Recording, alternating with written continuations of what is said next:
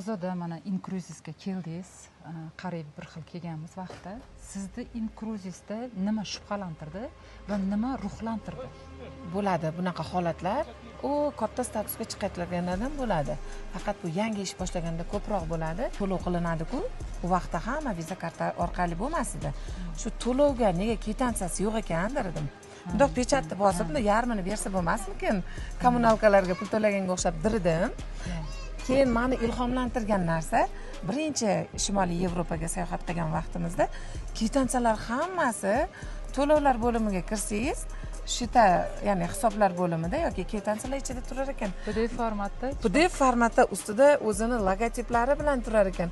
Shunaqa xursand bo'lganman, buni shunaqa ofitsialniy ekanligidan.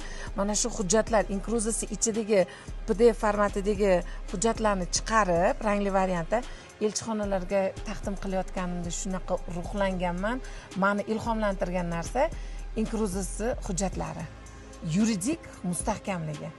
Tushkunlikka tushirgan narsa odamlarga gapirganingizda ishonqiramay qanaqadir nima uchun ular sayohatga o'zi biz dengizda atrofida turmaymiz-ku, nega sirazi uchib chiqib ketmas ekan, nimaga menga o'xshab sirazi qabul qilmas ekan degan narsa meni hayratga solardi. Nimaga shunaqa ekan derdim.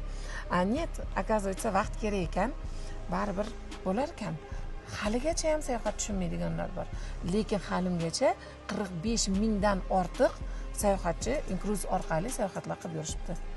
Alhamdulillah, boshlaganlarga rahmat.